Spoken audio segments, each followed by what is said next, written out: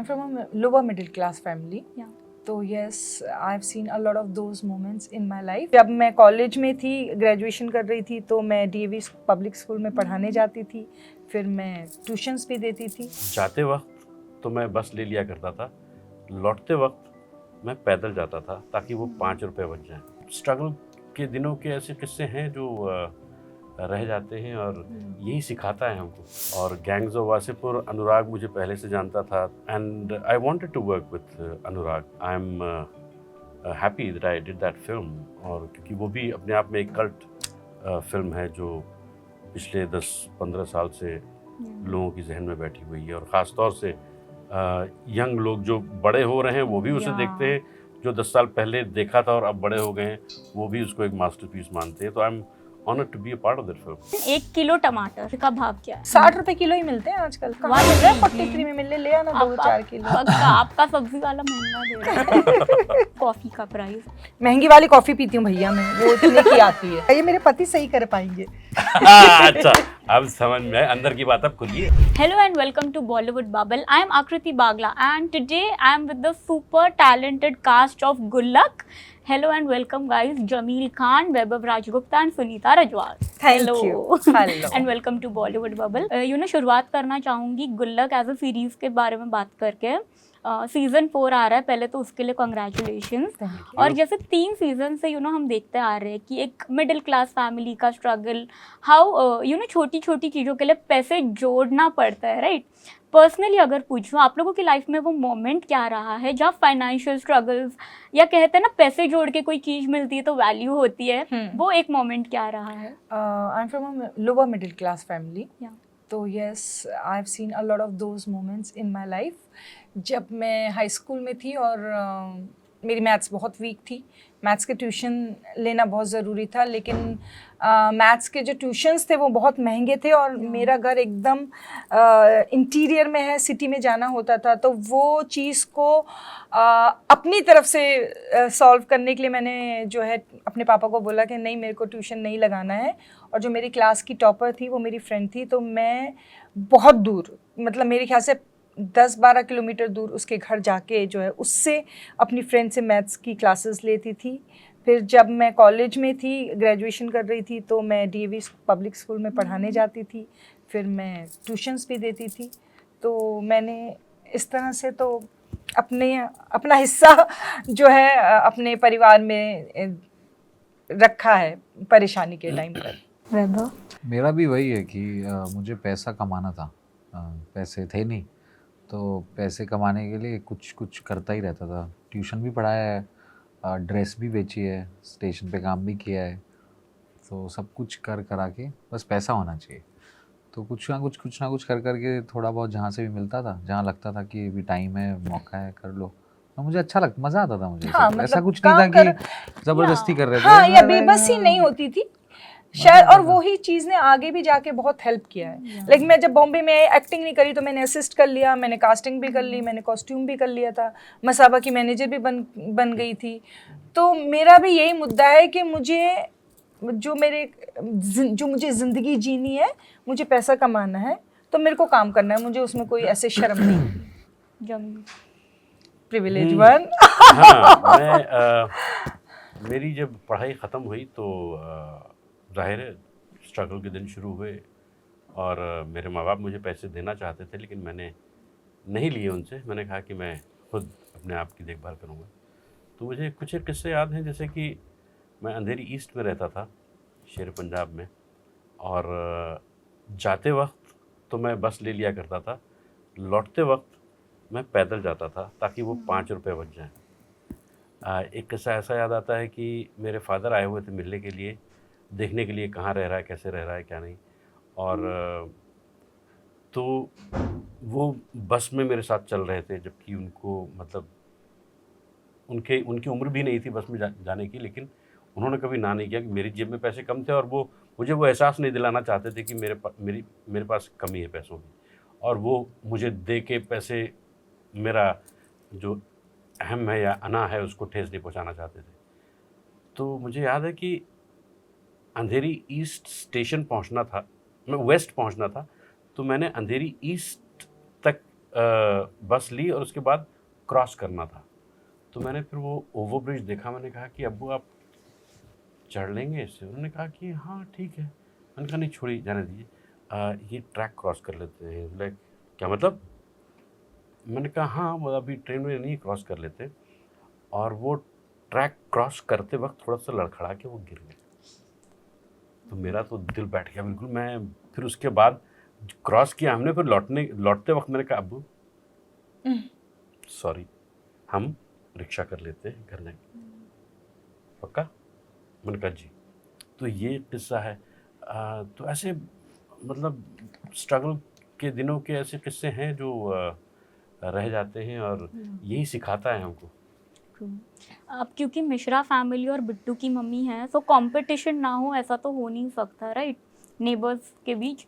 सो एक सेगमेंट करेंगे हम लोग जहाँ मैं कुछ आइटम्स के नाम लूँगी, हाउस होल्ड आइटम्स हैं, आप लोगों को प्राइस गेस करना है, and the team which is closer to the amount wins the point. कुछ मिलेगा? अरे तारी, वो मैं आपको पक्का दूंगी, पक्का। फिर ठीक है। आधे किलो पनीर का भाव क्या है? आधा किलो पनीर का भाव 35-50 रुपए। मुझे लगता है ये ज़्यादा सही है, ये ज़्यादा नज़दीक ये है। ज़्यादा नज़दीक है। कैसे नजदीक है? 190 रुपीज, हाफ के जी, तो 35, अच्छा 75 में दैट नहीं इज आता। 200 ग्राम्स। बिट्टू की मम्मी तो मिश्रा किसी win कर्म the की है ही नहीं, मैं साबित कर रही हूँ मैं बिट्टू की मम्मी हूँ। On point. हाँ I have to prove that I am Bittu की मम्मी। हाँ, चलिए नेक्स्ट। सेकंड, 1 किलो टमाटर। पागल है। आंसर वैसे दो, अच्छा मैं एक प्राइस ब्रैकेट देती हूँ, उससे नीचे लिखना। हाँ, 60 रुपए किलो ही मिलते हैं आजकल। बिलो 50 नहीं, कहाँ मैं 40 रुपये बोल रहा था इसको। बिलो 50-30। उनको एक ट्राई बिलो 50। बिलो 50? मैं 40 रुपये नहीं बोल रहा था यार, यार। पता नहीं, हमारे उधर तो मैं तो लेती हूँ तो 60 रुपए किलो चल रहे हैं टमाटर आजकल। कहाँ मिल रहा है बिलो 30 रुपए किलो? दिस इज राइट, 38 अरे रुपीज। क्या बात है। 43 रुपीज इज द प्राइस, तो 38। ये मेरा कब guess हुआ? 40 का था। हाँ 43 रुपीज। कहाँ मिल रहा है 43 में? मिलने ले आना 2-4 किलो। आपका सब्जी वाला महंगा दे रहा है। 1 kg पटाटो, 1 किलो आलू। ये तो यार मेरे ख्याल से ये तो सही होना चाहिए। कैसी गरीब औरत है ये। दोनों ने सेम लिखा, अभी फिर से टाई हो गया ये retry। तो कुछ और दीजिए ना फिर, अब तो वो हो गया ऑब्वियसली ना। Item I will give, but ये चीज के लिए तो एक हाँ, टाई तो हो बनता है गया। ना। टाई हो गया ना। ओके, हाँ, 1 किलो दही। दही 1 kg 1 kg 1 kg मैं कितना लेती हूँ यार? 500 ग्राम।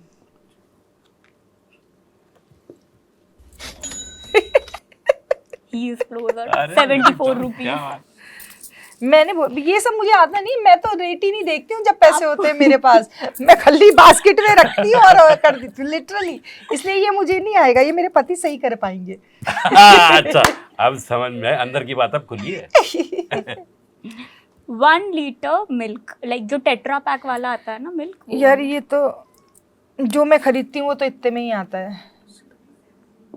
कितना? 76? सुनीता जी 73 रुपीज। अरे ये टेट्रा पैक नहीं लेता होगा, थैली लेता होगा। 1 किलो चाय पत्ती, लाइक टी लीव्स का प्राइस। बहुत सारे ब्रांड्स हैं। हाँ, अलग हाँ, ये अलग। बात तो बट सही है। टेंटेटिवली 1 kg, लाइक कई ब्रांड्स 10-15 रुपीज का ही डिफरेंस है ना।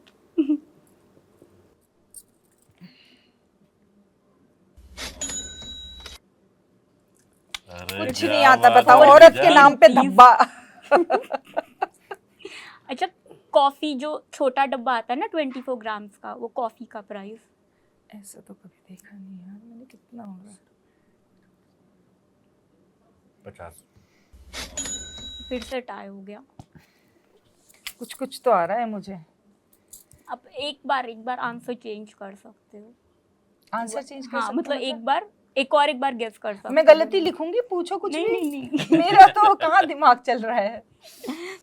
महंगी वाली कॉफी पीती हूँ भैया मैं, वो इतने की आती है, बात ही खत्म हो जाती है। आप क्लोजर हो, 58 रुपीज। ये अमूल चीज स्लाइस आता है ना, 5 स्लाइसेस का 100 ग्राम्स, उसका प्राइस।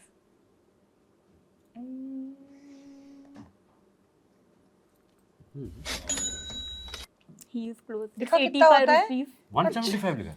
हाँ मैंने पता नहीं कौन सा ब्रांड खाया है। तुमने खाया ही नहीं है। नहीं मैं सच में स्लाइस तो मैं लेती नहीं हूँ। हाँ तब वही तो।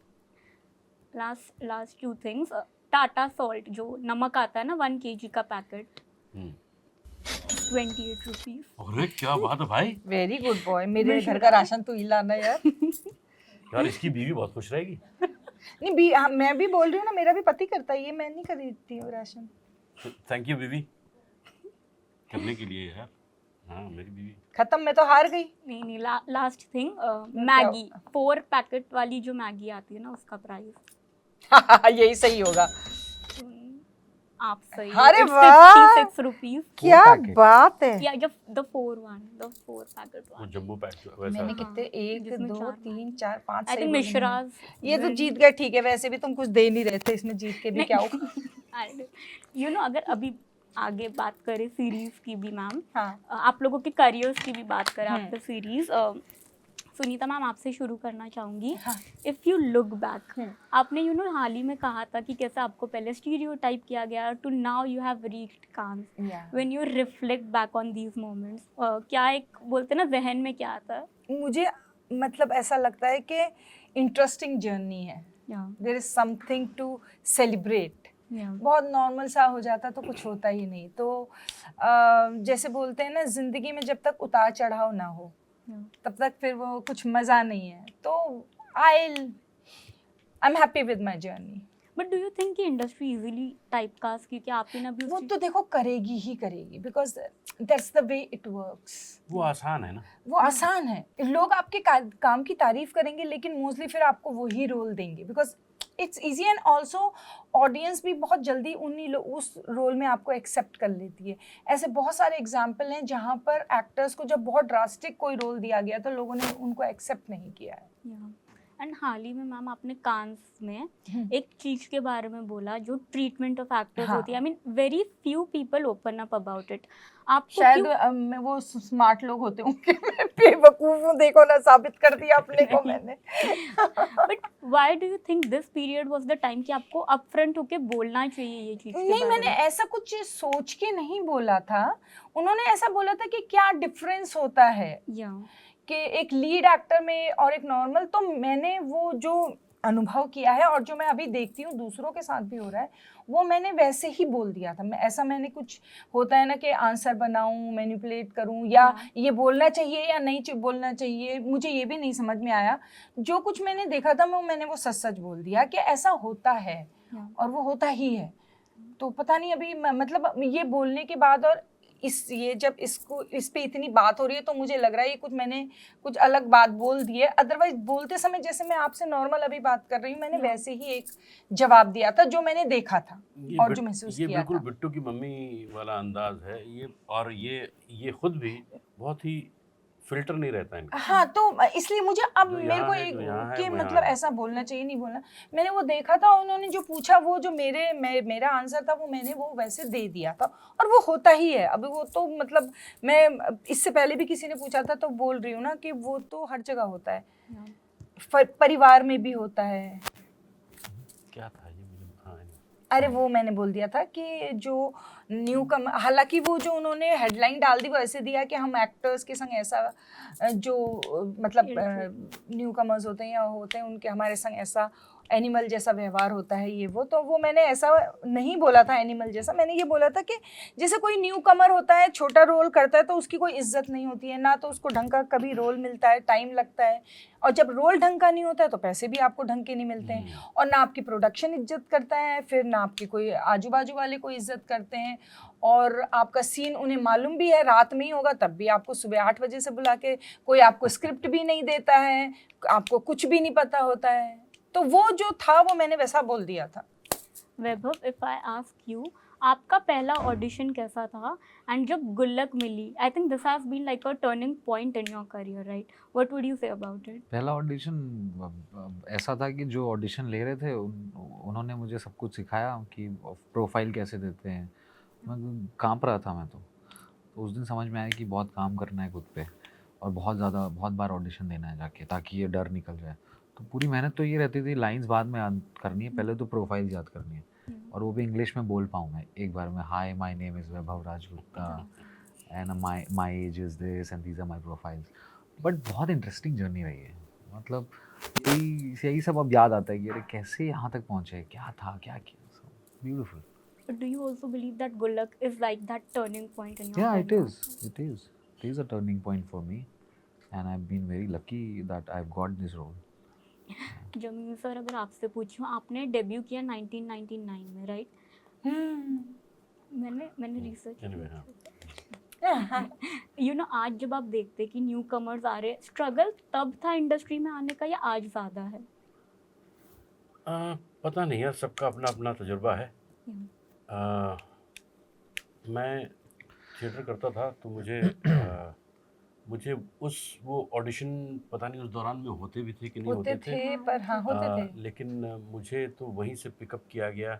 और ऑडिशन के तौर पे अगर आप कहेंगे तो ऑडिशन मुझे एक ऐड का मैंने किया था, और वो भी बड़े आधे मन से। वो एक ऐड था वह सुनील बाबू वाला, तो मैंने वो ऐड का ऑडिशन किया और मैं कहीं जाने वाला था। तो मैंने उनसे कहा, भाई देखो ये ऑडिशन क्या है मुझे नहीं मालूम, अगर मेरा हो रहा तो बता दो, मेरा टिकट मैं बाहर जा रहा हूँ तो अभी बता देना मुझे। अब उस वक्त पैसे कम होते तो मैं रिजर्वेशन कैंसिल करवाना पड़ेगा ट्रेन का वगैरह वगैरह जो भी है, या पैसे वेस्ट होंगे।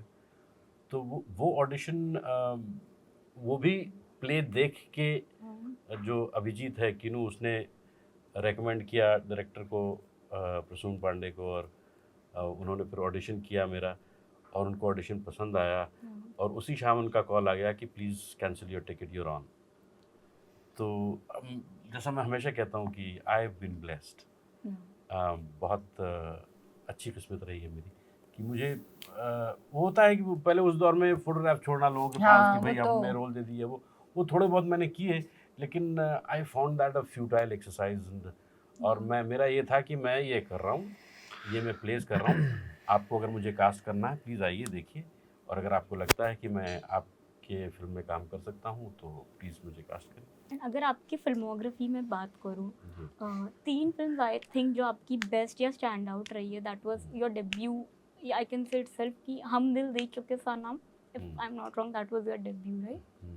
हाँ, वो मैं पढ़ रहा था उस टाइम पे। हाँ, एंड देन चलते चलते आई, और अब गैंग्स ऑफ वासेपुर आई, जो अगर इन 3 मूवीज़ की बात करूँ, what role does it play in your life and career, क्योंकि तीनों से आपको अलग ही पहचान मिली? चलते चलते भाई तमाम चीज़ें थिएटर से ही हुई। अजीज़ भाई ने मेरा प्ले देखा, उन्होंने कास्ट किया मुझे। असंभव भी उसी वक्त में शूट की हुई थी, राजीव राय की थी, उन्होंने भी प्ले देखा और मुझे कास्ट किया। और गैंग्स ऑफ वासेपुर, अनुराग मुझे पहले से जानता था थिएटर के दिनों से, और काफ़ी वक्त बाद उसने मुझे याद किया। तो and I wanted to work with Anurag, तो उसने जब मुझे याद किया तो मुझे खुशी हुई, और आई am happy that I did that film. और क्योंकि वो भी अपने आप में एक कल्ट फिल्म है जो पिछले 10-15 साल से लोगों की जहन में बैठी हुई है, और ख़ास तौर से यंग लोग जो बड़े हो रहे हैं वो भी उसे देखते हैं, जो 10 साल पहले देखा था और अब बड़े हो गए हैं वो भी उसको एक मास्टरपीस मानते हैं। तो I am honoured to be a part of that film. Yes, आप तीनों से कहूँ, गुल्लक 4 से ऑडियंस क्या एक्सपेक्ट कर सकती है? 4 टाइम ज़्यादा मज़ा, 4 टाइम ज़्यादा मस्ती, भावुकता, और 4 टाइम गुना ज़्यादा मस्ती। थैंक यू सो मच, मज़ा आया ये करके, एंड वेटिंग फॉर गुल्लक 4। यस, 7 तारीख तक का इंतज़ार और कीजिए। 7 जून को हम लोग देखेंगे साथ में, और आप लोग भी देखिए, उतना ही मज़ा आएगा। Thank you so much. Thank you so much. Thank you. Hi, I am Sunita Rajwar and you are watching us on Bollywood Bubbles. हाय, मेरा नाम वैभव राजगुप्ता है और आप हमें देख रहे हैं बॉलीवुड बबल पे। Hi, I'm Jamil Khan and you're watching me on Bollywood Bubble.